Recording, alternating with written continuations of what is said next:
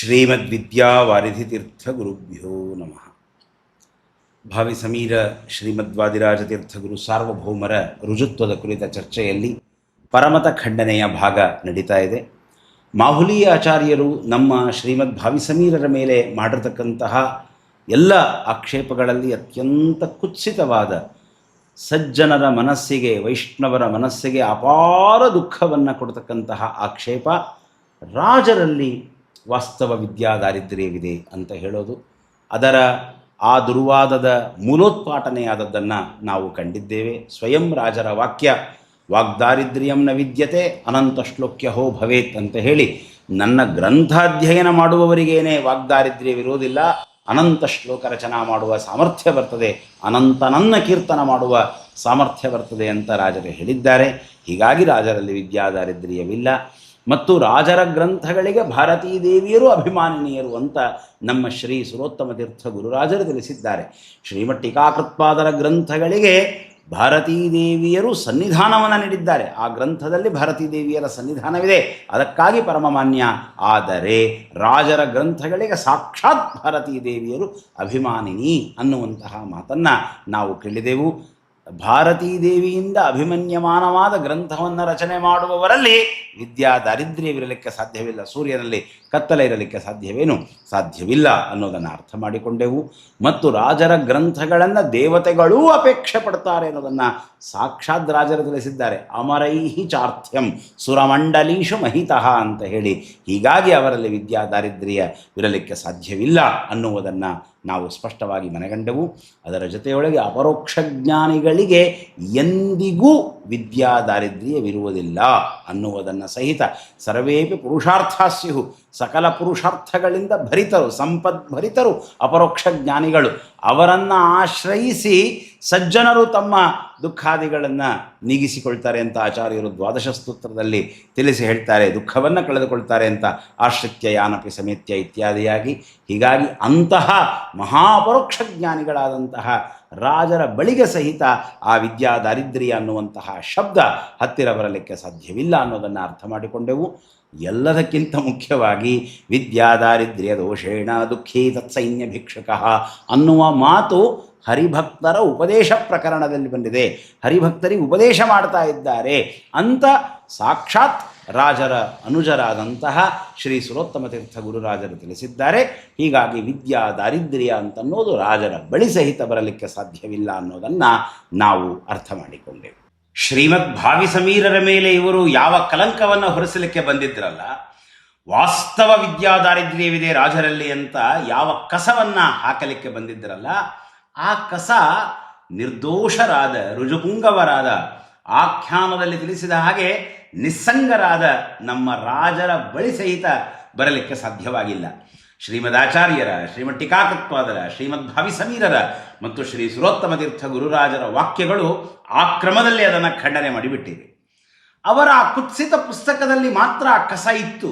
ಇವತ್ತು ಆ ಕುತ್ಸಿತ ಪುಸ್ತಕದಲ್ಲಿ ಇದ್ದ ಆ ಕಸವನ್ನೂ ಸಹಿತ ತೆಗೆದು ನಾವು ಪೂರ್ಣ ಗುಡಿಸಿ ಹಾಕಿದ್ದೇವೆ. ಅದನ್ನು ಎಲ್ಲ ಹಾಕಬೇಕು? ಎಲ್ಲದರಲ್ಲಿ ಹಾಕಬಾರ್ದಲ್ವ? ಅದಕ್ಕೊಂದು ಸ್ಥಾನ ಕೊಡಬೇಕಲ್ವ?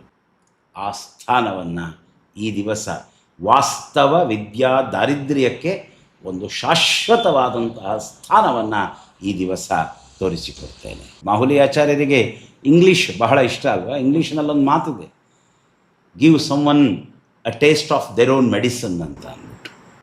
ಅವರು ಯಾವ ಕ್ರಮದಲ್ಲಿ ಇನ್ನೊಬ್ಬರನ್ನು ಹೀಯಾಳಿಸ್ತಾರೆ ಅದೇ ಕ್ರಮದನ್ನು ಅವರಿಗೆ ತಿರುಗಿಸಿ ಕೊಡಬೇಕಂತ. ಹೀಗಾಗಿ ಇಲ್ಲಿ ಐ ಆಮ್ ಮೇಕಿಂಗ್ ಮಾಹುಲಿ ಆಚಾರ್ಯರು taste his own medicine. Mahuli ಆಚಾರ್ಯರಿಗೆ ಸತ್ಯಾತ್ಮರು ಅತ್ಯಂತ ಪ್ರಿಯರಲ್ವ? ಆ ಸತ್ಯಾತ್ಮರಲ್ಲಿ ಇರುವ ವಾಸ್ತವ ವಿದ್ಯಾ ದಾರಿದ್ರ್ಯವನ್ನು, ವಾಸ್ತವ ವಿದ್ಯಾ ದಾರಿದ್ರ್ಯವನ್ನು ತೋರಿಸಿಕೊಡ್ತೇನೆ. ನಮ್ಮ ಭಾವಿ ಸಮೀರರ ಮೇಲೆ ಬಂದ ಆಕ್ಷೇಪವನ್ನು ನಾವು ಪರಿಹಾರ ಮಾಡಿದ್ದೇವೆ. ಸತ್ಯಾತ್ಮರ ಮೇಲೆ ಬಂದಿರತಕ್ಕಂತಹ ಆಕ್ಷೇಪವನ್ನು ಪರಿಹಾರ ಮಾಡುವ ಸಾಮರ್ಥ್ಯ ಇದ್ದರೆ ಪರಿಹಾರ ಮಾಡಲಿ ಉತ್ತರಾದಿಯರು. ಯಾಸಪತಯಸ್ತಾ ಅಪತಯೋ ಹಿ ಜಾತ ಯಾಸಾಪತಿ ಸಾ ಸಪತಿಶ್ಚ ಜಾತ ಏನಂ ಗೃಹೀತಂಚ ಮಯಾ ಯದೀಹ ಕಶ್ಚಿತ್ ಪುಮಾನ್ ಮೋಚಯತು ಸ್ವವೀರ್ಯಾತ್ ಪ್ರತ್ಯನೃತ್ಯನ್ ಪುರಾ ಯೇಸ್ಮಾನ್ ಪುನರ್ಗೌರಿತಿ ಗೌರಿತಿ ತಾನ್ವಯಂ ಪ್ರತಿನೃತ್ಯಾಮಃ ಪುನರ್ಗೌರಿತಿ ಗೌರಿತಿ. ದಾರಿದ್ರ್ಯ ಅಂದರೆ ಏನು? ಸಮಾಜ ಯಾರನ್ನು ದರಿದ್ರ ಅಂತ ಕರೀತದೆ? ಯಾರ ಬಳಿಯೊಳಗೆ ಬಂಗಲೆಗಳಿಲ್ಲ, ಸೂಟು ಬೂಟುಗಳಿಲ್ಲ, ರೇಷ್ಮೆ ವಸ್ತ್ರಗಳಿಲ್ಲ, ಆದರೆ ಇರಲಿಕ್ಕೆ ಮನೆ ಇದೆ, ಹೊಟ್ಟೆ ಬಟ್ಟೆಗಿದೆ ಅಂತಂದರೆ ಅವನನ್ನು ದರಿದ್ರ ಅಂತ ಕರೆಯೋದಿಲ್ಲ. ಸೂಟು ಬೂಟು ಇಲ್ಲದ ಮಾತ್ರಕ್ಕೆ, ರೇಷ್ಮೆ ವಸ್ತ್ರ ಇಲ್ಲದ ಮಾತ್ರಕ್ಕೆ ದರಿದ್ರ ಅಂತ ಕರೆಯಲ್ಲ. ಸೂರಿದೆ, ಅವನು ದರಿದ್ರ ಅಲ್ಲ. ಯಾರ ಬಳಿಯಲ್ಲಿ ಮಲಗಿಕೊಳ್ಳಿಕ್ಕೊಂದು ಮನೆಯೂ ಇಲ್ಲ, ರಾತ್ರಿಯಾದರೆ ಬೀದಿಯಲ್ಲಿ ಮಲಗಬೇಕು. ಯಾರ ಬಳಿಯಲ್ಲಿ ಹಾಕಿಕೊಳ್ಳಲಿಕ್ಕೊಂದು ಕೌಪಿನವೂ ಇಲ್ಲ, ಮಾನ ಮುಚ್ಚಿಕೊಳ್ಳಿಕ್ಕೆ ಮನುಷ್ಯ ಬಟ್ಟೆ ಹಾಕ್ಕೊಳ್ತಾನೆ, ಆ ಕೌಪಿನವೂ ಯಾರ ಬಳಿಯಲ್ಲಿ ಇಲ್ಲ. ಯಾರ ಬಳಿಯಲ್ಲಿ ತಿನ್ನಲಿಕ್ಕೆ ಅನ್ನವಲ್ಲ, ಗಂಜಿಯೂ ಇಲ್ಲ, ಅಂತಹವನನ್ನು ಸಮಾಜ ದರಿದ್ರ ಅಂತ ಹೇಳಿ ಕರೀತದೆ. ಹೌದಾ? ಹಾಗೆ ಶಾಸ್ತ್ರದೊಳಗಡೆಗೆ ಅತ್ಯುನ್ನತ ಗ್ರಂಥಗಳನ್ನು ಅಧ್ಯಯನ ಮಾಡದೇ ಇರುವವನನ್ನು ವಿದ್ಯಾದರಿದ್ರ ಅಂತ ಕರೆಯೋದಿಲ್ಲ. ನ್ಯಾಯಶಾಸ್ತ್ರ, ವ್ಯಾಕರಣಶಾಸ್ತ್ರದ ಉತ್ತುಂಗ ಗ್ರಂಥಗಳಿವೆ, ವೇದಾಂತ ಮೀಮಾಂಸಾ ಗ್ರಂಥಗಳ ಉತ್ತುಂಗ ಗ್ರಂಥಗಳಿವೆ, ಅವುಗಳನ್ನು ಅಧ್ಯಯನ ಮಾಡದೇ ಇದ್ದವ ದರಿದ್ರ ಅಲ್ಲ. ಶಾಸ್ತ್ರ ಪ್ರಪಂಚದಲ್ಲಿ ಯಾರಿಗೆ ಶಬ್ದಗಳ ಕುರಿತು ಪೂರ್ಣವಾಗಿ ತಿಳುವಳಿಕೆ ಇಲ್ಲವಲ್ಲ, ಶಬ್ದಗಳ ಕುರಿತೂ ಸಹಿತ ಸರಿಯಾದ ಜ್ಞಾನವಿಲ್ಲವಲ್ಲ, ಅಲ್ಲಿಯೂ ಭ್ರಮೆ ಇದೆಯಲ್ಲ, ಅವರನ್ನು ವಿದ್ಯಾದರಿದ್ರರು ಅಂತ ಹೇಳಿ ಕರೀತಾರೆ. ಸತ್ಯಾತ್ಮರು ಮೊನ್ನೆ ಸತ್ಯನಾಥರ ಪಾಠಗಳ ದ್ವೈವಿಧ್ಯವನ್ನು ಸಮರ್ಥನೆ ಮಾಡಿಕೊಳ್ಳುವಂತಹ ಭರದೊಳಗೆ ಕ್ರಮಶಬ್ದ, ಪರ್ಯಾಯ ಶಬ್ದಗಳು, ಪರ್ಯಾಯ ಅನ್ನುವ ಅರ್ಥದಲ್ಲಿ ಪರ್ಯಾಯ ಶಬ್ದಗಳು ಅಂತ ಕರೆದಿದ್ದಾರೆ. ಸತ್ಯಾತ್ಮರ ವಿದ್ಯಾ ದಾರಿದ್ರ್ಯದ ವೈಭವವನ್ನು ಒಮ್ಮೆ ನೋಡಿ ಕೇಳಿ. ಅನ್ಯಾಯವನ್ನು ಮಾಡ್ತಾ ಇದ್ದೀರಿ. ಯಾಕೆ? ಮೂಲ ಎಂಬ ಶಬ್ದಕ್ಕೆ ನ್ಯಾಯ ಒದಗಿಸಲಿಕ್ಕೆ ಹೋಗಿ ಕ್ರಮ ಎಂಬ ಶಬ್ದಕ್ಕೆ ಅಮುಖ್ಯಾರ್ಥ ಸ್ವೀಕಾರ ಮಾಡಿದ್ರಲ್ಲ. ಈಗ ನಿಮಗೆ ನೆನಪು ಬರಲಿಲ್ವಾ? ಮುಖ್ಯಾಮುಖ್ಯಯೋ ಮುಖ್ಯೇ ಕಾರ್ಯ ಸಂಪ್ರತ್ಯಯ. ಮುಖ್ಯಾಮುಖ್ಯಗಳನ್ನು ಗ್ರಹಣ ಮಾಡಲಿಕ್ಕೆ ಬರುತ್ತಾ ಮುಖ್ಯಾರ್ಥೇ ಸಂಭವತಿ ಅಮುಖ್ಯಾರ್ಥ ಗ್ರಹಣ ಆಯೋಗ. ಕ್ರಮಶಬ್ದಕ್ಕೆ ಯಾಕೆ ಪರ್ಯಾಯ ಅಂತ ಅರ್ಥ ಮಾಡಿದಿರಿ? ಕ್ರಮಶಬ್ದಕ್ಕೆ ಪರ್ಯಾಯ ಅನ್ನೋದು ಅಮುಖ್ಯ ಅರ್ಥವ? ಯಾರು ಹೇಳ್ತಾರೆ? ಕ್ರಮಶಬ್ದಕ್ಕೆ ಕ್ರಮ ಪರ್ಯಾಯ, ಈ ಶಬ್ದಗಳೇ ಪರ್ಯಾಯ ಶಬ್ದಗಳು, ಇದು ಅಮುಖ್ಯ ಅರ್ಥ ಅಲ್ವೇ ಅಲ್ಲ.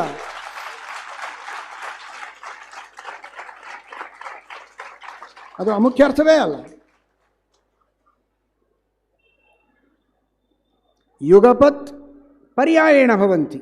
ಏಕಕಾಲಕ್ಕೆ ಪರ್ಯಾಯೇಣ ಇವರೆಲ್ಲ ಇದ್ದಾರೆ ಅಂದರೆ ದೈಶಿಕ ಕ್ರಮ ಗೊತ್ತಾಗ್ತದೆ. ಅಲ್ಲಿ 10 ಜನ ಇದ್ದಾರೆ, 10 ಜನ ಬರ್ತಾರೆ.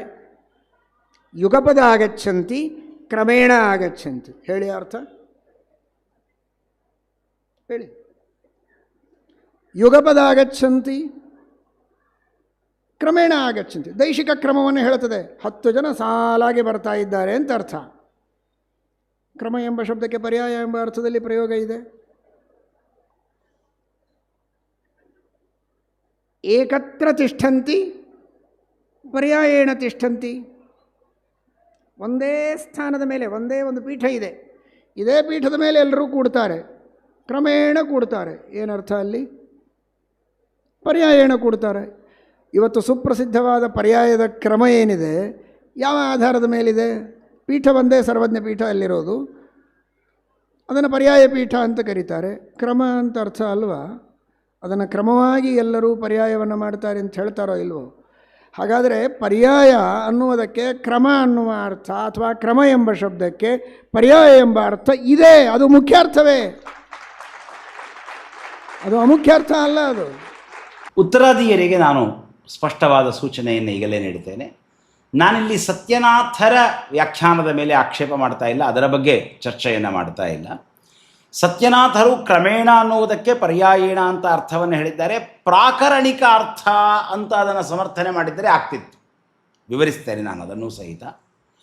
ಆದರೆ ಕ್ರಮಶಬ್ದಕ್ಕೆ ಪರ್ಯಾಯ ಅನ್ನುವುದೇ ಮುಖ್ಯಾರ್ಥ ಅಂತ ಇದ್ದಾರೆ ಸತ್ಯಾತ್ಮರು. ಸತ್ಯಾತ್ಮರ ಆ ಮಾತಿನ ಮೇಲೆ ಆಕ್ಷೇಪ. ಬ್ರಹ್ಮಸೂತ್ರಗಳ ಬಗ್ಗೆ ಚರ್ಚೆಯನ್ನು ಮಾಡಬೇಕಾದರೆ ಸತ್ಯನಾಥರ ವ್ಯಾಖ್ಯಾನದ ವಿಮರ್ಶೆಯನ್ನು ಮಾಡಿಕೊಡ್ತೇನೆ. ಆದರೆ ಈಗ ಇಲ್ಲಿ ಚರ್ಚೆಗೆ ಕೈಗೆತ್ತಿಕೊಳ್ತಾ ಇರುವುದು, ಇಲ್ಲಿ ತೋರಿಸ್ತಾ ಇರುವುದು ಸತ್ಯಾತ್ಮರ ಮಾತಿನಲ್ಲಿರುವ ಸಮಸ್ಯೆಯನ್ನು. ಅದನ್ನು ಸತ್ಯನಾಥರು ಹೇಳಿಲ್ಲ. ಕ್ರಮಶಬ್ದ ಪರ್ಯಾಯ ಶಬ್ದಗಳು ಕ್ರಮಶಬ್ದಕ್ಕೆ ಪರ್ಯಾಯ ಅನ್ನೋದು ಮುಖ್ಯಾರ್ಥ ಅಂತ ಸತ್ಯನಾಥರೇ ಹೇಳಿಲ್ಲ, ಸತ್ಯಾತ್ಮರ ಹೇಳ್ತಾ ಇದ್ದಾರೆ. ಅದನ್ನು ಇಲ್ಲಿ ತೋರಿಸಿಕೊಡ್ತಾ ಇದ್ದೇನೆ. ಬಹಳ ಸರಳವಾದಂತಹ ವಿಷಯ, ಸಣ್ಣ ಮಕ್ಕಳಿಗೆ ಸಹಿತ ಇನ್ನು ಮಧ್ವವಿಜಯ ಓದ್ತಾ ಇರುವಂತಹ ವಿದ್ಯಾರ್ಥಿಗಳಿಗೆ ಸಹಿತ ಸ್ಪಷ್ಟವಾಗಿ ಅರ್ಥವಾಗ್ತದೆ. ಏನು ಇಲ್ಲಿ ಕ್ರಮ ಮತ್ತು ಪರ್ಯಾಯ ಅನ್ನುವ ಶಬ್ದಗಳ ಅರ್ಥಗಳ ಕುರಿತ ಚಿಂತನೆ ಇದೆ. ಕ್ರಮ ಶಬ್ದಕ್ಕೆ ಏನರ್ಥ? ಕ್ರಮ ಶಬ್ದಕ್ಕೆ ಕ್ರಮವಾಗಿ, ಒಂದರ ನಂತರ ಒಂದು, ಲೀನಿಯರ್ ಸಕ್ಸೆಷನ್, ಒಂದರ ಬಳಿಕ ಒಂದು ಅಂತ ಅರ್ಥ. ಒಂದಾದಮೇಲೆ ಒಂದು ಬರುತ್ತೆ, ಒಂದಾದಮೇಲೆ ಒಂದು ಬರುತ್ತೆ, ಒಂದಾದಮೇಲೆ ಒಂದು ಬರುತ್ತೆ. ಲೀನಿಯರ್, ಅದು ಕ್ರಮವಾಗಿ ಮುಂದಕ್ಕೆ ಹೋಗ್ತದೆ. ಎರಡನೆಯ ಅರ್ಥ, ಕ್ರಮ ಅನ್ನೋ ಶಬ್ದಕ್ಕೆ ಹೆಜ್ಜೆ ಅಂತ ಅರ್ಥವಿದೆ. ನಾವು ತ್ರಿವಿಕ್ರಮ ಅಂತ ಕರಿತೇವಲ್ಲ ಭಗವಂತನನ್ನು, ಅಲ್ಲಿ ಕ್ರಮ ಅನ್ನುವ ಶಬ್ದಕ್ಕೆ ಹೆಜ್ಜೆ ಅಂತ ಅರ್ಥ. ಹೆಜ್ಜೆಯನ್ನು ಕ್ರಮವಾಗಿಡ್ತೇವೆ ನೋಡಿ, ಒಂದಾದ ಬಳಿಕ ಒಂದು, ಒಂದಾದ ಬಳಿಕ ಒಂದಿಡ್ತೇವೆ, ಅದಕ್ಕಾಗಿ ಹೆಜ್ಜೆಯನ್ನು ಕ್ರಮ ಅಂತ ಹೇಳಿ ಕರೀತಾರೆ. ಇದಲ್ಲದೆ ಕ್ರಮ ಅನ್ನುವ ಶಬ್ದಕ್ಕೆ ಪಾದ ಅಂತ ಅರ್ಥ ಇದೆ, ಕೆಸರು ಅಂತ ಅರ್ಥ ಇದೆ.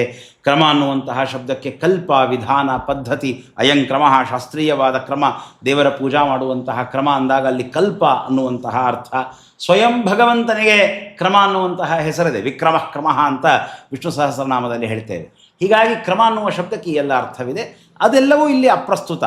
ಈಗ ನಮಗೆ ಚರ್ಚೆಗೆ ಬೇಕಾಗಿರುವುದು ಒಂದರ ನಂತರ ಒಂದು, ಲೀನಿಯರ್ ಸಕ್ಸೆಷನ್ ಅಂತೇವಲ್ಲ ಅದು.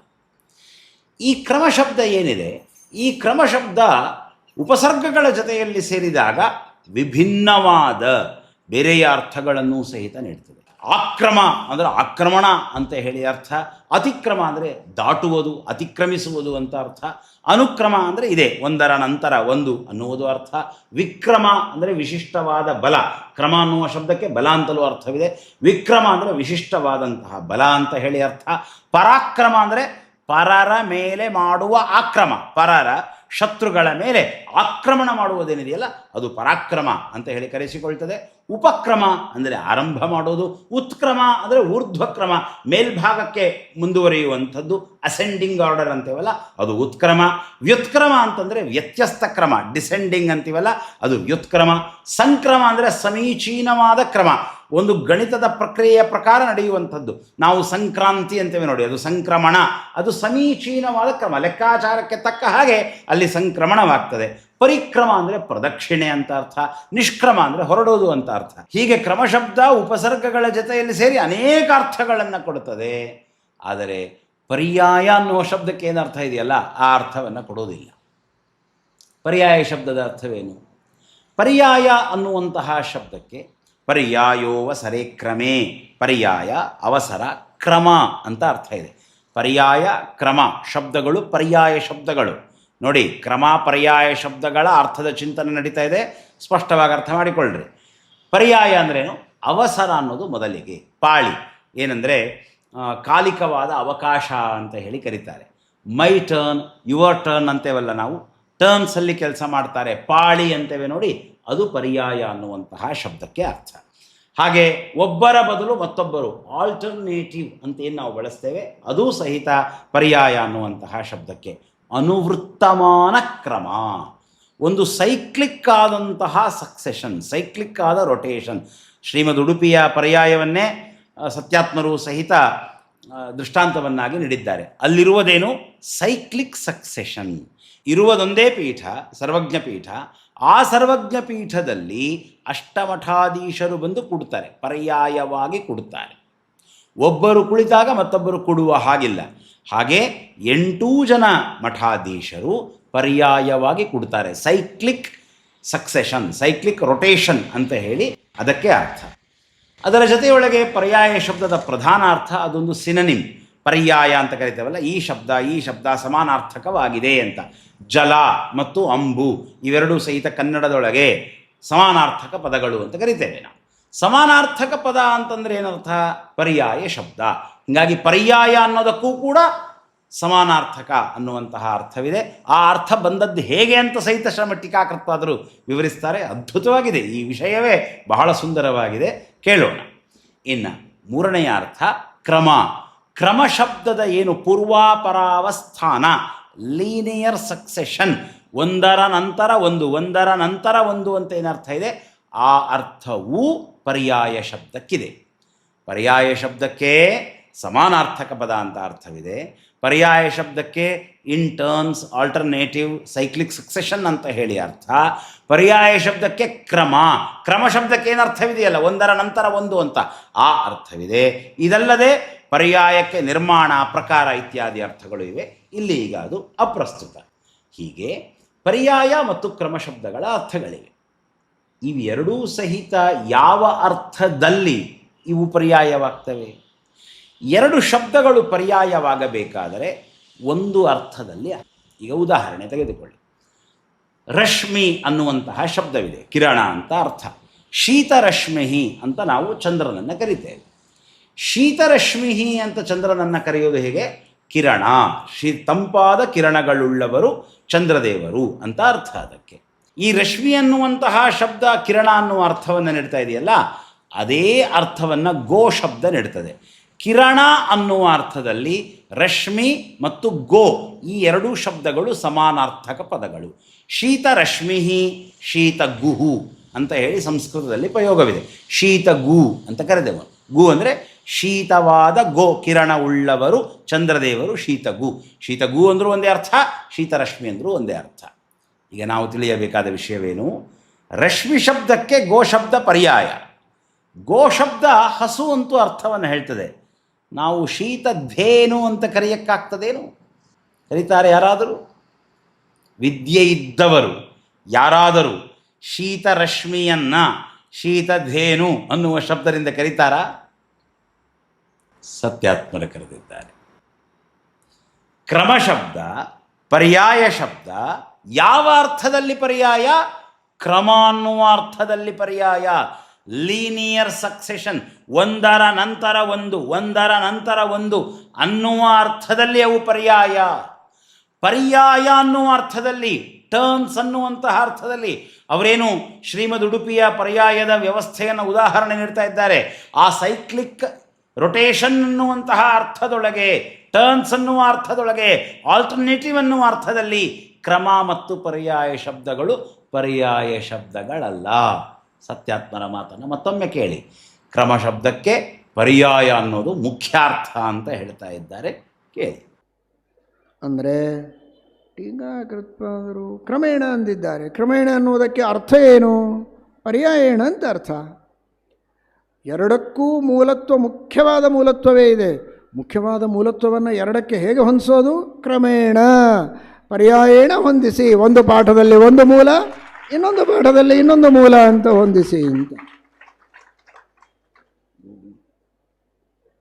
ಅನ್ಯಾಯವನ್ನು ಮಾಡ್ತಾ ಇದ್ದೀರಿ. ಯಾಕೆ?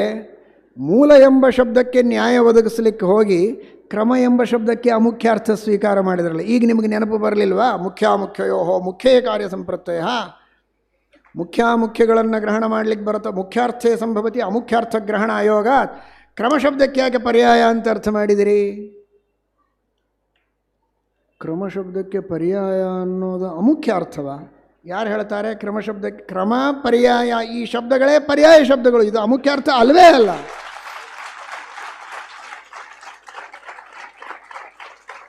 ಅದು ಅಮುಖ್ಯ ಅರ್ಥವೇ ಅಲ್ಲ. ಯಾವ ಶಬ್ದಗಳು ಯಾವ ಅರ್ಥದಲ್ಲಿ ಸಮಾನಾರ್ಥಕವಾಗಿದೆಯೋ ಅದೇ ಅರ್ಥದಲ್ಲೇ ಸಮಾಜ ವ್ಯವಹಾರವನ್ನು ಮಾಡ್ತದೆ. ಶಾಸ್ತ್ರದಲ್ಲಿ ವ್ಯವಹಾರ ಅದೇ ರೀತಿಯಲ್ಲಿದೆ. ಆ ಶಬ್ದಗಳ ಮತ್ತೊಂದು ಅರ್ಥ ಆ ಶಬ್ದಗಳಿಗಿರುವುದಿಲ್ಲ. ಯಾವ ಅರ್ಥದಲ್ಲಿ ಸಮಾನಾರ್ಥಕವಾಗಿದೆಯೋ ಅಷ್ಟು ಅರ್ಥ ಮಾತ್ರ ಇರ್ತದೆ. ನಿರ್ಣೀತವಾದಂತಹ ವಿಷಯ. ವಸ್ತ್ರ, ಅಂಬರ ಅಂತ ಎರಡು ಶಬ್ದಗಳಿವೆ. ಎರಡೂ ಕೂಡ ಪರ್ಯಾಯ ಶಬ್ದಗಳು. ಪೀತಾಂಬರ, ಪೀತವಾದ ವಸ್ತ್ರವನ್ನುಳ್ಳವನು ಸ್ವಾಮಿ ಅಂತ ಅರ್ಥವನ್ನು ಹೇಳ್ತೇವೆ ನಾವು. ಅಂಬರ ಅನ್ನುವ ಶಬ್ದಕ್ಕೆ ಆಕಾಶ ಅಂತ ಅರ್ಥವಿದೆ. ನಾವು ವಸ್ತ್ರೇಣ ಅಂದಾಗ ಆಕಾಶೇನ ಅಂತ ಅರ್ಥ ಹೇಳಲಿಕ್ಕಾಗತ್ತಾ? ವಸ್ತ್ರೇಣ ಅಂದಾಗ ಅಂಬರೇಣ ಶಬ್ದ ಬಳಸಬಹುದು ಅದರ ಬದಲಾಗಿ. ಆದರೆ ಆಕಾಶೇನ ಅನ್ನುವ ಶಬ್ದ ಬಳಸಲಿಕ್ಕಾಗತ್ತಾ? ಆಕಾಶ ಅನ್ನುವ ಅರ್ಥ ಕೊಡ್ತದ? ಶಿವ, ಭವ ಅನ್ನುವ ಎರಡು ಶಬ್ದಗಳಿವೆ. ಶಿವ, ಭವ ಯಾವ ಅರ್ಥದಲ್ಲಿ ಸಮಾನಾರ್ಥಕ? ರುದ್ರ ಎನ್ನುವ ಅರ್ಥದಲ್ಲಿ ಸಮಾನಾರ್ಥಕ. ಭವ ಅನ್ನುವ ಶಬ್ದಕ್ಕೆ ಸಂಸಾರ ಅಂತ ಅರ್ಥವಿದೆ. ಶಿವ ಅಂದಾಗ ಸಂಸಾರ ಅಂತ ಅರ್ಥ ಹೇಳಲಿಕ್ಕಾಗತ್ತಾ? ಕ್ರಮ, ಪರ್ಯಾಯ ಅನ್ನುವಂತಹ ಶಬ್ದಗಳು ಕ್ರಮ ಅನ್ನುವ ಅರ್ಥದಲ್ಲಿ ಪರ್ಯಾಯ ಶಬ್ದಗಳು. ಪರ್ಯಾಯ ಅನ್ನುವ ಅರ್ಥದಲ್ಲಿ ಪರ್ಯಾಯ ಶಬ್ದಗಳ ಸತ್ಯಾತ್ಮರೇ ಹೇಳುವ ಹಾಗೆ. ಅರಣ್ಯ, ವನ ಅನ್ನುವಂತಹ ಶಬ್ದಗಳಿವೆ. ಕಾಡು ಅನ್ನುವ ಅರ್ಥದಲ್ಲಿ ಸಮಾನಾರ್ಥಕ ಪದಗಳು, ಪರ್ಯಾಯ ಪದಗಳು. ವನ ಅನ್ನುವ ಶಬ್ದಕ್ಕೆ ನೀರು ಅಂತ ಅರ್ಥ ಇದೆ. ಅವನಿವನ ವನಧೃಗ್ವಾಯುಕಾಹಂ ಮಹತ್ಸು ಅಂತ ನಮ್ಮ ಶ್ರೀಮನ್ ನಾರಾಯಣ ಪಂಡಿತಾಚಾರ್ಯರು ಮಧ್ವವಿಜಯದಲ್ಲಿ ಪ್ರಯೋಗ ಮಾಡಿದ್ದಾರೆ. ವನ ಅಂದರೆ ನೀರು ಅಂತ ಅರ್ಥವಿದೆ. ಅರಣ್ಯ ಶಬ್ದವನ್ನು ವನ ಶಬ್ದದ ಇನ್ನೊಂದು ಅರ್ಥವಾದ ನೀರು ಅನ್ನುವ ಅರ್ಥದಲ್ಲಿ ಪ್ರಯೋಗ ಮಾಡಲಿಕ್ಕಾಗತ್ತಾ? ಹಸ್ತ, ಕರ ಅಂತ ಶಬ್ದಗಳಿವೆ. ಕೈಗೆ ಹಸ್ತ ಅಂತಲೂ ಕರಿತೇವೆ, ಕರ ಅಂತಲೂ ಕರಿತೇವೆ. ನೀವು ಹಸ್ತ ಅಂತ ಬಳಸಬೇಕಾದ್ರೆ ಕರ ಅಂತ ಬಳಸಿ, ಕರ ಅಂತ ಬಳಸಬೇಕಾದ್ರೆ ಹಸ್ತ ಅಂತ ಬಳಸಿ. ಕರ ಶಬ್ದಕ್ಕೆ ಟ್ಯಾಕ್ಸ್ ಅಂತ ಅರ್ಥ ಇದೆ. ಕರ್ತವ್ಯ ಕರವನ್ ಮಿತೇಹೆ ಅಂತ ಆಚಾರ್ಯರು ಪ್ರಯೋಗ ಮಾಡುತ್ತಾರೆ. ಕರ ಅಂದರೆ ಟ್ಯಾಕ್ಸ್. ನಾನು ಕರವನ್ನು ಕಟ್ಟಿದೆ ಅಂತ ಹೇಳಬೇಕಾದ್ರೆ ನಾನು ಹಸ್ತವನ್ನು ಕಟ್ಟಿದೆ ಅಂತ ಹೇಳಲಿಕ್ಕಾಗತ್ತಾ? ಅಂದರೆ ಹಸ್ತ ಮತ್ತು ಕರ ಶಬ್ದಗಳು ಕೈ ಎನ್ನುವ ಅರ್ಥದಲ್ಲಿ ಮಾತ್ರ ಪರ್ಯಾಯವಾಗಿರ್ತವೆ. ಹಸ್ತ ಶಬ್ದಕ್ಕೆ ಕರ ಶಬ್ದದ ಇನ್ನೊಂದು ಅರ್ಥವಾದ ಟ್ಯಾಕ್ಸ್ ಅನ್ನುವ ಅರ್ಥ ಬರುವುದಿಲ್ಲ. ಆ ಅರ್ಥದಲ್ಲಿ ಪ್ರಯೋಗ ಮಾಡಲಿಕ್ಕಾಗುವುದಿಲ್ಲ. ಕೇವಲ ಸಂಸ್ಕೃತ ಶಬ್ದಗಳಷ್ಟೇ ಅಲ್ಲ, ಕನ್ನಡದಲ್ಲಿಯೂ ಪ್ರಯೋಗವಿದೆ. ಜಲ, ಅಂಬು ಅನ್ನುವ ಶಬ್ದಗಳಿವೆ. ಎರಡಕ್ಕೂ ನೀರು ಅಂತ ಅರ್ಥ. ಅಂಬು ತೀರ್ಥ ಅಂತ ಹೇಳಿ ನಮ್ಮ ಶಿವಮೊಗ್ಗದಲ್ಲಿದೆ, ಅಲ್ಲಿ ನೀರು ಅಂತ ಅರ್ಥವ. ಅಂಬು ಬಾಣದಿಂದ ನಿರ್ಮಾಣವಾದ ತೀರ್ಥ. ಅಂಬು ಅನ್ನುವ ಶಬ್ದಕ್ಕೆ ಬಾಣ ಅಂತಲೂ ಅರ್ಥವಿದೆ. ಈಗ ಬಾಣ ಅನ್ನುವ ಅರ್ಥ ಜಲ ಶಬ್ದಕ್ಕೆ ಬರ್ತದ. ಅವರು ಜಲವನ್ನು ಪ್ರಯೋಗಿಸಿದರು, ಬಾಣವನ್ನು ಪ್ರಯೋಗಿಸಿದರು ಅನ್ಬೇಕಾದ್ರೆ ಜಲವನ್ನು ಪ್ರಯೋಗಿಸಿದರು. ರಾಮ ಬಾಣ ಅನ್ಬೇಕಾದ್ರೆ ರಾಮ ಜಲ ಅನ್ಲಿಕ್ಕಾಗುತ್ತಾ? ಹಸ್ತ, ಕರ, ಅರಣ್ಯ, ವನ, ರಾಷ್ಟ್ರ, ಚಕ್ರ, ದ್ವಿಜ, ದಂತ, ಎಷ್ಟು ಉದಾಹರಣೆಗಳೇ ಬೇಕು. ಈ ಎಲ್ಲ ಶಬ್ದಗಳು ಸಮಾನಾರ್ಥಕ ಪದಗಳು. ಆದರೆ ಒಂದು ಅರ್ಥದಲ್ಲಿ ಸಮಾನಾರ್ಥಕವಾಗಿರ್ತವೆ, ಮತ್ತೊಂದು ಶಬ್ದದ ಅರ್ಥವನ್ನು ಅವು ಒಳಗೊಂಡಿರುವುದಿಲ್ಲ. ಹಾಗೆ ಕ್ರಮ ಮತ್ತು ಪರ್ಯಾಯ ಶಬ್ದಗಳು ಕ್ರಮ ಅನ್ನುವ ಅರ್ಥದಲ್ಲಿ, ಲೀನಿಯರ್ ಆರ್ಡರ್ ಅನ್ನುವಂತಹ ಅರ್ಥದಲ್ಲಿ, ಪೂರ್ವಾಪರಾವಸ್ಥಾನ ಅನ್ನುವ ಅರ್ಥದಲ್ಲಿ ಮಾತ್ರ ಅವು ಪರ್ಯಾಯ ಶಬ್ದಗಳು. ಟರ್ನ್ಸ್ ಅನ್ನುವಂತಹ ಅರ್ಥದೊಳಗೆ, ಆಲ್ಟರ್ನೇಟಿವ್ ಅನ್ನುವಂತಹ ಅರ್ಥದೊಳಗಡೆಗೆ, ಸೈಕ್ಲಿಕ್ ರೊಟೇಷನ್ ಅನ್ನುವ ಅರ್ಥದೊಳಗೆ ಅವು ಪರ್ಯಾಯ ಶಬ್ದಗಳಲ್ಲ. ಸತ್ಯಾತ್ಮರು ಏನು ಹೇಳ್ತಾ ಇದ್ದಾರೆ? ಕ್ರಮ ಅನ್ನುವ ಶಬ್ದಕ್ಕೆ ಪರ್ಯಾಯ ಅನ್ನುವ ಶಬ್ದ ಪರ್ಯಾಯ ಅಂತ ಹೇಳಿ, ಆ ಪರ್ಯಾಯ ಶಬ್ದದ ಇನ್ನೊಂದು ಅರ್ಥವಾದ ಟರ್ನ್ಸ್ ಅನ್ನುವ ಅರ್ಥವನ್ನು ಕ್ರಮ ಶಬ್ದಕ್ಕೆ ಹೇಳ್ತಾ ಇದ್ದಾರೆ. ಶೀತ ರಶ್ಮಿಯನ್ನು ಶೀತಧೇನು ಅಂತ ಕರೆದ ಹಾಗೆ. ಅವರ ವಿದ್ಯಾ ದಾರಿದ್ರ್ಯದ ವೈಭವದ ಮಾತನ್ನು ಮತ್ತೊಮ್ಮೆ ಆಲಿಸಿ. ಸುಧಾದಲ್ಲಿ ನನು ತಯೋ ಮೂಲತ್ವಂ ಕ್ರಮೇಣ ಆದಿತ್ವಂ ಅಂತ ಸ್ಪಷ್ಟ ಟೀಕಾರಾಯರು ಹೇಳಿದ್ದಾರೆ. ಮೂಲತ್ವ ಅನ್ನುವುದಕ್ಕೆ ಕ್ರಮೇಣ ಆದಿತ್ವ ಅಂತ ಅರ್ಥ ಇದೆ. ನೀವು ಎರಡಕ್ಕೂ ಪ್ರಧಾನ ಮೂಲತ್ವವನ್ನು ಹೇಳುವ ಆಗ್ರಹವನ್ನು ಯಾಕೆ ಪಡ್ತೀರಿ? ಶ್ರೀಮಟ್ಟೀಕಾಕೃತ್ಪಾದರೆ ಆಗ್ರಹವನ್ನು ಬಿಟ್ಟು ಕ್ರಮವಾಗಿ ಮೂಲತ್ವವನ್ನು ಹೇಳ್ತಾ ಇರುವಾಗ ನೀವ್ಯಾಕೆ ಪ್ರಧಾನವಾದ ಮೂಲತ್ವವನ್ನು ಹೇಳಬೇಕು ಅಂತ ಅಪೇಕ್ಷೆ ಪಡ್ತೀರಿ? ಅಂದರೆ ಟೀಕಾಕೃತ್ಪಾದರು ಕ್ರಮೇಣ ಅಂದಿದ್ದಾರೆ. ಕ್ರಮೇಣ ಅನ್ನುವುದಕ್ಕೆ ಅರ್ಥ ಏನು? ಪರ್ಯಾಯೇಣ ಅಂತ ಅರ್ಥ. ಎರಡಕ್ಕೂ ಮೂಲತ್ವ, ಮುಖ್ಯವಾದ ಮೂಲತ್ವವೇ ಇದೆ. ಮುಖ್ಯವಾದ ಮೂಲತ್ವವನ್ನು ಎರಡಕ್ಕೆ ಹೇಗೆ ಹೊಂದಿಸೋದು? ಕ್ರಮೇಣ, ಪರ್ಯಾಯೇಣ ಹೊಂದಿಸಿ. ಒಂದು ಪಾಠದಲ್ಲಿ ಒಂದು ಮೂಲ, ಇನ್ನೊಂದು ಪಾಠದಲ್ಲಿ ಇನ್ನೊಂದು ಮೂಲ ಅಂತ ಹೊಂದಿಸಿ ಅಂತ.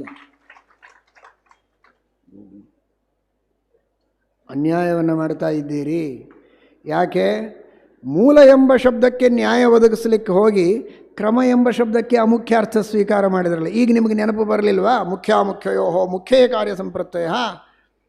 ಮುಖ್ಯಾಮುಖ್ಯಗಳನ್ನು ಗ್ರಹಣ ಮಾಡಲಿಕ್ಕೆ ಬರುತ್ತಾ ಮುಖ್ಯಾರ್ಥೇ ಸಂಭವತಿ ಅಮುಖ್ಯಾರ್ಥ ಗ್ರಹಣ ಆಯೋಗ. ಕ್ರಮ ಶಬ್ದಕ್ಕೆ ಯಾಕೆ ಪರ್ಯಾಯ ಅಂತ ಅರ್ಥ ಮಾಡಿದಿರಿ? ಕ್ರಮ ಶಬ್ದಕ್ಕೆ ಪರ್ಯಾಯ ಅನ್ನೋದು ಅಮುಖ್ಯ ಅರ್ಥವ? ಯಾರು ಹೇಳ್ತಾರೆ ಕ್ರಮ ಶಬ್ದಕ್ಕೆ? ಕ್ರಮ, ಪರ್ಯಾಯ ಈ ಶಬ್ದಗಳೇ ಪರ್ಯಾಯ ಶಬ್ದಗಳು. ಇದು ಅಮುಖ್ಯ ಅರ್ಥ ಅಲ್ವೇ ಅಲ್ಲ.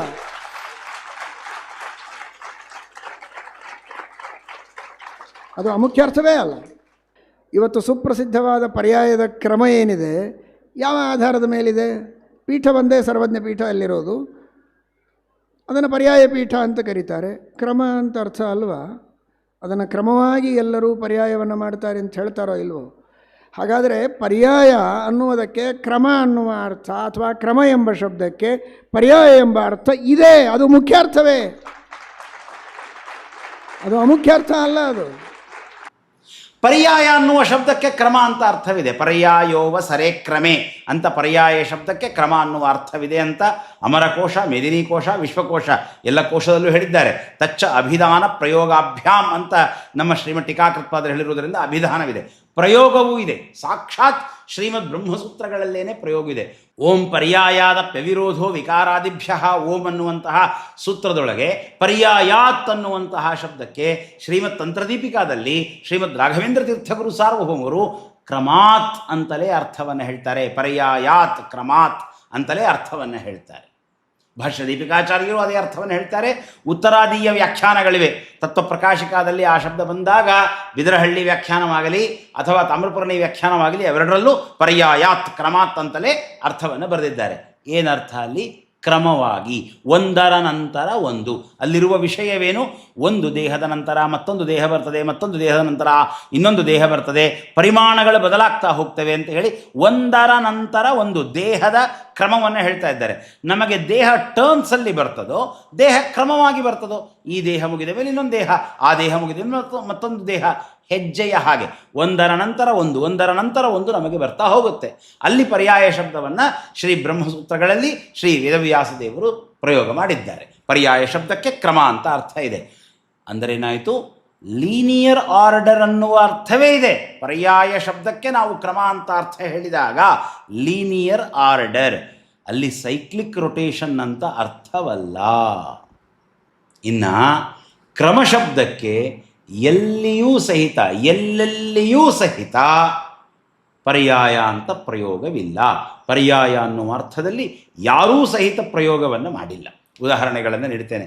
ನಮ್ಮ ಶ್ರೀಮದ್ ಆನಂದತೀರ್ಥ ಭಗವತ್ಪಾದಾಚಾರ್ಯರು ಕ್ರಮಶಬ್ದವನ್ನು ಸರ್ವಮೂಲಗಳಲ್ಲಿ ನೂರಾರು ಕಡೆಯಲ್ಲಿ ನಮಗೆ ಆ ಪ್ರಯೋಗಗಳು ಸಿಗುತ್ತವೆ. ಕೆಲವನ್ನು ಅರ್ಥವಾಗಲಿಕ್ಕೆ ನಾನು ಉದಾಹರಣೆಗಳನ್ನು ನೀಡ್ತೇನೆ. ಕೃತ್ವಾ ಕ್ವಚಿದ ಸಜ್ಜಂತಹ ಆಸೇ ದುರ್ಗಂಧಮಾದನಂ ಅತ್ರ ನಾರಾಯಣ ಕ್ಷೇತ್ರೇ ತೇಷಾಂ ತನ್ವೋಪತನ್ ಕ್ರಮಾತ್ ಅಂತ ಆಚಾರ್ಯರು ಪ್ರಯೋಗ ಮಾಡಿದರು. ಕ್ರಮಶಬ್ದಕ್ಕೆ ಪರ್ಯಾಯ ಅನ್ನುವ ಅರ್ಥದೊಳಗೆ ಪರ್ಯಾಯ ಶಬ್ದಕ್ಕೆ ಅದು ಪರ್ಯಾಯವಾಗಿ ಬಿಟ್ಟಿದೆ ಅಂತಾದರೆ ಹಾಗಾದರೆ ಎಲ್ಲ ಕಡೆಗೂ ಪರ್ಯಾಯ ಶಬ್ದವನ್ನು ಬಳಸ್ಬೋದು. ಕ್ರಮ ಶಬ್ದ ಎಲ್ಲಿ ಬರ್ತದೆ? ಆನೆ ಶಬ್ದ ಬಳಸುವ ಕಡೆಯಲ್ಲಿ ಗಜ ಶಬ್ದ ಬಳಸುವ ಹಾಗೆ ಪರ್ಯಾಯ ಶಬ್ದಗಳನ್ನು ನಾವು ಬಳಸ್ತೇವಲ್ಲ, ಹಸ್ತ, ಕರ, ಎಲ್ಲಿ ಬೇಕಾದರೂ ಬಳಸ್ಬೋದು. ಅಚಲೇನ, ಆದ್ರಿನ, ಅಚಲ ಅನ್ನೋ ಕಡೆಯಲ್ಲಿ ಪರ್ವತ ಅನ್ನೋ ಶಬ್ದ ಬಳಸಿರಿ, ಪರ್ವತ ಅನ್ನೋ ಶಬ್ದ ಕಡೆಯಲ್ಲಿ ಆದ್ರಿ ಶಬ್ದವನ್ನು ಬಳಸಿರಿ, ವಿರೋಧವಿಲ್ಲ. ಪರ್ಯಾಯ ಶಬ್ದಗಳವು. ಕ್ರಮ ಅನ್ನುವ ಶಬ್ದಕ್ಕೆ ಪರ್ಯಾಯ ಅಂತ ಅರ್ಥವಿದ್ದರೆ ತೇಷಾಂ ತನ್ಮೋಪತನ್ ಕ್ರಮಾತ್ ಅಂತ ಇದೆ. ಅಲ್ಲಿ ಪರ್ಯಾಯೇಣ ಪಾಂಡವರ ಸ್ವರ್ಗಾರೋಹಣದ ಸಂದರ್ಭದಲ್ಲಿ ದ್ರೌಪದಿ, ಸಹದೇವ, ನಕುಲ, ಅರ್ಜುನ ಮತ್ತು ನಮ್ಮ ಭೀಮಸೇನ ದೇವರ ದೇಹಪಾತದ ಬಗ್ಗೆ ಹೇಳ್ತಾ ಇದ್ದಾರೆ ಶ್ರೀಮದಾಚಾರ್ಯರು. ಕ್ರಮಾತ್ ದೇಹಗಳು ಬಿದ್ದವು ಅಂತ ಹೇಳಿದರು. ಆ ದೇಹಪಾತ ಕ್ರಮಾತ್ ಅಂದರೆ ಒಂದರ ನಂತರ ಒಂದು ಅಂತ ಅರ್ಥ. ಅಲ್ಲಿ ಟರ್ನ್ಸ್, ಒಂದು ಸರ್ತಿ ದ್ರೌಪದಿ, ಇನ್ನೊಂದು ಸರ್ತಿ ಅರ್ಜುನರು, ಮತ್ತು ಇನ್ನೊಂದು ಸರ್ತಿ ದ್ರೌಪದಿ, ಟರ್ನ್ಸ್ ಆಯಿತಾ? ಅಲ್ಲಿ ನಮ್ಮ ಪರ್ಯಾಯದಲ್ಲಿ ಶ್ರೀಮದ್ ಉಡುಪಿಯ ಪರ್ಯಾಯದಲ್ಲಿ ಆಗುವ ಹಾಗೆ ಆಯಿತಾ? ಇಲ್ಲ, ಕ್ರಮವಾಗಿ ಆಯಿತು. ಆಚಾರ್ಯರ ಮತ್ತೊಂದು ವಾಕ್ಯವಿದೆ. ಭೀಮಶ್ಚ ಬಲಭದ್ರಶ್ಚ ಮದ್ರರಾಜಶ್ಚ ವೀರ್ಯವಾನ್ ಚತುರ್ಥ ಕೀಚಕಸ್ತೇಷಾಂ ಪಂಚಮಂ ನಾನು ಶುಶ್ರುಮಃ ಅನ್ಯೋನ್ಯಾನಂತರ ಬಲಾಹ ಕ್ರಮಾದೇವ ಪ್ರಕೀರ್ತಿತಾ. ಕ್ರಮವಾಗಿ ಇವರು ಬಲಿಷ್ಠರು. ಅಂದರೆ ಕೀಚಕನಿಗಿಂತ ಶಲ್ಯರಾಜರು ಬಲಿಷ್ಠರು, ಶಲ್ಯರಾಜರಿಗಿಂತ ಬಲರಾಮದೇವರು ಬಲಿಷ್ಠರು, ಬಲರಾಮದೇವರಿಗಿಂತ ಭೀಮಸೇನ ದೇವರು ಬಲಿಷ್ಠರು. ತಾರತಮ್ಯವನ್ನು, ಕ್ರಮವನ್ನು ಒಂದರ ನಂತರ ಒಂದು ಅಂತ ಹೇಳ್ತಾ ಇದ್ದಾರೆ. ಒಮ್ಮೆ ಭೀಮ ಬಲಿಷ್ಠ, ಮತ್ತೊಂದು ಸಂದರ್ಭದಲ್ಲಿ ಬಲರಾಮ ಬಲಿಷ್ಠ ಅನ್ನುವಂತಹ ಅರ್ಥವಿದೆಯಾ? ಹೇಳಲಿಕ್ಕಾಗ್ತದೆಯಾ? ಕ್ರಮ ಶಬ್ದಕ್ಕೆ ಪರ್ಯಾಯ ಅಂತ ಎಲ್ಲಿಯೂ ಪ್ರಯೋಗವಿಲ್ಲ. ಅಗಮ್ಯ ಮರ್ಯಾದ ಮುಪೇತ್ಯ ಚಕ್ರಮಾತ್ ವಿಲೋಕಯಂತೋತಿ ವಿದೂರತೋಸ್ತುವನ್ ಬ್ರಹ್ಮ ಮರುನ್ ಮಾರುತ ಸೂನುರೀಶಃ ಶೇಷೋ ಗರುತ್ಮಾನ್ ಹರಿಜಃ ಶಕ್ರಕಾದ್ಯಾ ಕ್ರಮಾದನುವ್ರಜ್ಯ. 2 ಬಾರಿ ಕ್ರಮ ಶಬ್ದವನ್ನು ಪ್ರಯೋಗ ಮಾಡಿದ್ದಾರೆ ಆಚಾರ್ಯರು. ರಾಮದೇವರು ಪರಂಧಾಮ ಪ್ರವೇಶ ಮಾಡ್ತಾ ಇದ್ದಾರೆ. ಮುಂಭಾಗದಲ್ಲಿ ಬ್ರಹ್ಮದೇವರು, ವಾಯುದೇವರು, ಹನುಮಂತ ದೇವರಿದ್ದಾರೆ. ಅವರ ಹಿಂಭಾಗದೊಳಗಡೆಗೆ ಗರುಡ, ಶೇಷ, ರುದ್ರರು, ಅದರ ನಂತರ ಇಂದ್ರಾದಿಗಳು ಹೀಗೆಲ್ಲ ಇದ್ದಾರೆ ಅಂತ ಅಲ್ಲಿ ಕ್ರಮ ಶಬ್ದವನ್ನು ಹೇಳ್ತಾ ಇದ್ದಾರೆ. ಪರ್ಯಾಯವನ್ನು ಇಟ್ಕೊಂಡು ಬ್ರಹ್ಮದೇವರು ನೋಡಿದ್ರು, ಪಕ್ಕಕ್ಕೆ ಸರಿದ್ರು, ಮತ್ತೆ ಹೋಗಿ ವಾಯುದೇವರು ನೋಡಿದ್ರು, ವಾಯುದೇವರು ಪಕ್ಕಕ್ಕೆ ಸರಿದ್ರು, ಅದಾದಮೇಲೆ ರುದ್ರದೇವರು ಹೋದರು. ಹೀಗೆ ಅರ್ಥವ? ಕ್ರಮ ಶಬ್ದಕ್ಕೆ ಪರ್ಯಾಯ ಅನ್ನುವ ಅರ್ಥವನ್ನು ಹೇಳಲಿಕ್ಕೆ ಸಾಧ್ಯವ? ಎಲ್ಲಾದರೂ ಪ್ರಯೋಗ ಉಂಟ? ಸೃಷ್ಟಿಕ್ರಮ, ಲಯಕ್ರಮ ಅಂತ ಶಬ್ದಗಳಿವೆ. ಸೃಷ್ಟಿ ಪರ್ಯಾಯ, ಲಯ ಪರ್ಯಾಯ ಸೃಷ್ಟಿ ಒಂದು ಕ್ರಮವಾಗಿ ಆಗತ್ತೆ. ಮಹತ್ತತ್ವ, ಅಹಂಕಾರ ತತ್ವ ನಾವು ಶ್ರೀಮದ್ ಭಾಗವತದಲ್ಲಿ ಕೇಳಿದ್ದೇವೆ. ಲಯ ವ್ಯುತ್ಕ್ರಮವಾಗಿ ಆಗುತ್ತೆ ಹಿಂದಿನಿಂದ. ಅಲ್ಲಿ ಪರ್ಯಾಯ, ಲಯಕ್ರಮ, ಸೃಷ್ಟಿಕ್ರಮ ಶಬ್ದ ಪ್ರಯೋಗ ಮಾಡ್ತೇವೆ. ಅಲ್ಲಿ ಪರ್ಯಾಯ ಅಂತ ಅರ್ಥ, ಟರ್ನ್ಸ್ ಅಂತ ಅರ್ಥವನ್ನು, ಆಲ್ಟರ್ನೇಟಿವ್ ಅನ್ನುವ ಅರ್ಥವನ್ನು, ಸೈಕ್ಲಿಕ್ ರೊಟೇಷನ್ ಅನ್ನುವ ಅರ್ಥವನ್ನು ಹೇಳಲಿಕ್ಕೆ ಸಾಧ್ಯವ? ನಮ್ಮ ಶ್ರೀಮದಾಚಾರ್ಯರು ಮತ್ತೊಂದು ಅದ್ಭುತ ಪ್ರಯೋಗ ಮಾಡ್ತಾರೆ. ತಥೈವ ಕೃಷ್ಣೋಪಿ ತಥಾಪಿ ಮಾತಾ ಪಿತೃಕ್ರಮಾದೇವ ವಿಮೋಹಯತ್ಯಜ. ಪರಮಾತ್ಮ ತಂದೆ ತಾಯಿಯರ ಕ್ರಮದಲ್ಲಿ ಅವತರಣ ಮಾಡಿ ಅಸುರ ಜನರನ್ನು ವಿಮೋಹನಗೊಳಿಸ್ತಾನೆ. ಏನದು ಕ್ರಮ? ಆವಿಶ್ಯ ಪೂರ್ವಂ ವಸುದೇವಮೇವ ವಿವೇಶ ತಸ್ಮಾದ್ ಋತುಕಾಲ ಏವ ಅಂತ ಕೃಷ್ಣಾವತಾರದಲ್ಲಿ ನಿರ್ಣಯ ಮಾಡಿಕೊಡ್ತಾರೆ. ಮೊದಲಿಗೆ ಭಗವಂತ ವಸುದೇವರಲ್ಲಿ ಪ್ರವೇಶ ಮಾಡಿದ. ಅದಾದ ನಂತರ ವಸುದೇವರು ಗಂಡ, ದೇವಕೀದೇವಿಯರು ಹೆಂಡತಿಯಾದ ದೇವಕೀದೇವಿಯರಲ್ಲಿ ವಸುದೇವರಿಂದ ಸ್ವಾಮಿ ಪ್ರವೇಶವನ್ನು ಮಾಡಿದ. ಇಲ್ಲಿ ಕ್ರಮ ಮೊದಲು ತಂದೆಯಲ್ಲಿ, ಆನಂತರ ತಾಯಿಯಲ್ಲಿ ಅಂತ ಪ್ರವೇಶವಿದೆ. ಇಲ್ಲಿ ಪರ್ಯಾಯ ಅನ್ನೋ ಅರ್ಥ ಬರಲಿಕ್ಕೆ ಸಾಧ್ಯವ? ಮಾತಾ ಪಿತೃಕ್ರಮಾದೇವ, ಮಾತಾ ಪಿತೃ ಪರ್ಯಾಯ ದೇವ, ತಂದೆಯಿಂದ ತಾಯಿಯೊಳಗೆ, ತಾಯಿಯಿಂದ ತಂದೆಯೊಳಗೆ ಈ ರೀತಿಯಾಗಿ ಪ್ರವೇಶವಾಗುತ್ತಾ? ಪರ್ಯಾಯ ಅನ್ನುವ ಅರ್ಥ ಅಲ್ಲಿ ಯುಕ್ತವಾಗಲಿಕ್ಕೆ ಸಾಧ್ಯವ? ಯಾವ ವಿಷಯವನ್ನು ಸತ್ಯಾತ್ಮರು ಹೇಳ್ತಾ ಇದ್ದಾರಲ್ಲ, ಕ್ರಮೇಣ ಆದಿತ್ವಂ ಅನ್ನುವಂತಹ ಶ್ರೀಮಠ್ ಟೀಕಾಕೃತ್ಪಾದರ ವಚನದ ವಿರೋಧ ಸತ್ಯನಾಥರ ವ್ಯಾಖ್ಯಾನಕ್ಕಿದೆ. ಅದನ್ನು ಪರಿಹಾರ ಮಾಡಲಿಕ್ಕೆ ಹೊರಟಿದ್ದಾರೆ. ಸತ್ಯನಾಥರು ಕ್ರಮ ಅನ್ನುವಂತಹ ಶಬ್ದಕ್ಕೆ ಪರ್ಯಾಯ ಅಂತ ಅರ್ಥ ಹೇಳ್ತಾ ಇದ್ದಾರೆ. ಅದನ್ನು ಸರಳವಾಗಿ ಹೊಂದಿಸ್ಕೋಬಹುದು. ಕ್ರಮ ಶಬ್ದ ಇದು ಸಾಮಾನ್ಯವಾದ, ಎಲ್ಲ ಕಡೆಯಲ್ಲೂ ಬಳಸುವಂಥದ್ದು. ಈಗ ನಾವು ಕೇಳಿದ್ವಲ್ಲ ಎಷ್ಟು ತರಹದ ಕ್ರಮಗಳಿವೆ ಅಂತ. ಪರ್ಯಾಯ ಅನ್ನೋದೊಂದು ಕ್ರಮ ವಿಶೇಷ. ಪರ್ಯಾಯ ಇದು ಕ್ರಮ ವಿಶೇಷ. ಪ್ರಾಕರಣಿಕವಾಗಿ ವಿಶೇಷಾರ್ಥವನ್ನೇ ಹೇಳಬಹುದು. ಈಗ ಉದಾಹರಣೆ ಕೊಡ್ತೇನೆ. ಶಿಲಾಶಬ್ದವಿದೆ. ಶಿಲಾಶಬ್ದ ಅಂದರೆ ಏನೆಲ್ಲ ನಿಮ್ಮ ತಲೆಗೆ ಬರ್ತದೆ? ನೀವು ಮನೆ ಕಟ್ತಾ ಇದ್ದರೆ ಶಿಲೆಗಳು ಅಂದರೆ ಸೈಜ್ಗಲ್ಲುಗಳು 20 mm 40 mm ನಿಮ್ಮ ತಲೆಗೆ ಬರ್ತದೆ. ನೀವು ದೇವಸ್ಥಾನಗಳಿಗೆ ಓಡಾಡ್ತಾ ಇದ್ದೀರಿ ಅಂದರೆ ಚಪ್ಪಡಿ ಕಲ್ಲುಗಳು, ದೇವಸ್ಥಾನದ ಕಟ್ಟಡದ ಕಲ್ಲುಗಳು, ನಮ್ಮ ಸ್ವಾಮಿಯ ಪರಮ ಸುಂದರ ವಿಗ್ರಹದ ಆ ಶಿಲೆ, ಅವೆಲ್ಲವೂ ಸಹಿತ ತಲೆಗೆ ಬರ್ತದೆ. ಶಿಲಾ ಅಂದರೆ ನೀವು ಬೆರಳಿಗೆ ಯಾವ ಶಿಲೆ ಹಾಕ್ಕೊಂಡಿದ್ದೀರಿ ಅಂತ ಕೇಳಿದರೆ ಅಲ್ಲಿ ಸೈಜ್ಗಲ್ಲು 20 mm 40 mm ಅಂತ ಅರ್ಥ ಬರುತ್ತಾ? ಬೆರಳಿಗೆ ನಾವು ಉಂಗುರ ಅಂತ ಅಂದಾಗ, ಬೆರಳಿನ ಶಿಲೆ ಅಂತ ನಾವು ಮಾತನಾಡಬೇಕಾದರೆ ಅಲ್ಲಿ ಉಂಗುರದ ಕಲ್ಲು, ವಜ್ರ, ಮಾಣಿಕ್ಯ, ಪುಷ್ಯರಾಗ, ಗೋಮೇಧಕ ಇವುಗಳ ಬಗ್ಗೆ ಮಾತನಾಡ್ತಾ ಇದ್ದೇವೆ ಅಂತ ಆಯಿತು. ಶಿಲಾ ಶಬ್ದಕ್ಕೆ ನೀನು ಬೆರಳಿಗೆ ಯಾವ ಶಿಲೆ ಹಾಕ್ಕೊಂಡಿದ್ದೀಪ ಅಂದಾಗ ಅಲ್ಲಿ ಶಿಲಾ ಶಬ್ದಕ್ಕೆ ನಾನು ಬೆರಳಿಗೆ ವಜ್ರವನ್ನು ಹಾಕಿಕೊಂಡಿದ್ದೇನೆ, ನನ್ನ ವಜ್ರದ ಉಂಗುರವಿದೆ, ಇದು ಸ್ವಲ್ಪ ಶಿಲೆ ಸರಿ ಮಾಡ್ತೀರಾ, ಹಿಂದೆ ಮುಂದೆ ಆಗಿದೆ ಅಂದಾಗ ಅಲ್ಲಿ ಶಿಲಾ ಶಬ್ದಕ್ಕೆ ಏನರ್ಥ? ವಜ್ರ ಅಂತ ಅರ್ಥಕ್ಕೆ ವಜ್ರ ಶಬ್ದ ಪ್ರಯೋಗ ಆಗಿದೆ, ವಜ್ರದ ಪ್ರಕರಣವಿದೆ. ಪ್ರಾಕರಣಿಕವಾದ ಅರ್ಥ, ಕಾಂಟೆಕ್ಸ್ಚುವಲ್ ಮೀನಿಂಗ್. ಹಾಗೆ ಸತ್ಯನಾಥರೇ ಹೇಳ್ತಾ ಇರೋದು ಹಾಗೇನೆ. ಕ್ರಮ ಅನ್ನುವ ಶಬ್ದಕ್ಕೆ ಪರ್ಯಾಯೇಣ ಇತ್ಯರ್ಥ, ಅದಕ್ಕೆ ಇತಿ ಶಬ್ದವನ್ನು ಪ್ರಯೋಗ ಮಾಡಿದ್ದಾರೆ ಅವರು. ಇತ್ಯರ್ಥ, ನಾವಿಲ್ಲಿ ಪರ್ಯಾಯೇಣ ಅಂತ ಅರ್ಥವನ್ನು ಹೇಳ್ತೇವೆ. ಕ್ರಮ ಶಬ್ದ ಅನೇಕ ಅರ್ಥವುಳ್ಳದ್ದಾಗಿದೆ. ಪರ್ಯಾಯ ಇದು ಶಿಲಾವಿಶೇಷವಿದ್ದ ಹಾಗೆ ಕ್ರಮ ವಿಶೇಷ. ಇದು ವಜ್ರ ಶಿಲಾವಿಶೇಷವಿದ್ದ ಹಾಗೆ, ಪರ್ಯಾಯ ಇದು ಕ್ರಮ ವಿಶೇಷ. ಹೀಗಾಗಿ ನಾವಿಲ್ಲಿ ಕ್ರಮ ವಿಶೇಷವನ್ನು ತೆಗೆದುಕೊಳ್ಳುತ್ತೇವೆ. ಯಾವ ವಿರೋಧನೆ ಇರ್ತಿರಲಿಲ್ಲ. ಕ್ರಮ ಶಬ್ದಕ್ಕೆ ಪರ್ಯಾಯವೇ ಮುಖ್ಯಾರ್ಥ. ಕ್ರಮಶಬ್ದ ಪರ್ಯಾಯ ಶಬ್ದಗಳು ಪರ್ಯಾಯ ಅನ್ನೋ ಅರ್ಥದೊಳಗಡೆಗೆ ಪರ್ಯಾಯ ಅಂತ ಹೇಳಲಿಕ್ಕೆ ಹೊರಟಿದ್ದಾರಲ್ಲ, ಅಲ್ಲಿದೆ ಸಮಸ್ಯೆ. ಶ್ರೀಮಠ್ ಟೀಕಾಕೃತ್ಪಾದರು ಏನು ಹೇಳ್ತಾ ಇದ್ದಾರೆ? ತಾರ ಮತ್ತು ಅಥ, ಪ್ರಣವ ಮತ್ತು ಅಥ ಇವು ಕ್ರಮವಾಗಿ ಆದಿಯಾಗಿವೆ. ಕ್ರಮವಾಗಿ ಅಂದ್ರೇನು? ಓಂ ಅಥ ಅಥೋ ಬ್ರಹ್ಮ ಜಿಜ್ಞಾಸ ಅಂತ ನಾವು ಹೇಳಿದಾಗ ಈ ಓಂಕಾರ ಅಥ ಶಬ್ದಗಳು ಕ್ರಮವಾಗಿ ಆದಿಯಲ್ಲಿವೆ. ಸರಳವಾಗಿದೆ ವಿಷಯ. ಕ್ರಮವಾಗಿ ಪ್ರಣವದ ನಂತರ ಅಥವಿದೆ, ಅಥಕ್ಕಿಂತ ಮುಂಚೆ ಪ್ರಣವವಿದೆ. ಈ ಕ್ರಮದಲ್ಲಿ ಆದಿಯಾಗಿವೆ ಶ್ರೀಮಠ್ ಟೀಕಾಕೃತ್ಪಾದರು ಹೇಳ್ತಾ ಇದ್ದಾರೆ. ಈ ವಿಷಯ ಹೇಳ್ತಾ ಇರುವ ಸಂದರ್ಭದಲ್ಲೇನೆ ಅದರ ಮುಂದಿನ ಭಾಗದೊಳಗೆ ನಮ್ಮ ಶ್ರೀಮಠ್ ಟೀಕಾಕೃತ್ಪಾದರು ಪರಮಾದ್ಭುತವಾದ ಕ್ರಮದಲ್ಲಿ ಹೇಳ್ತಾರೆ.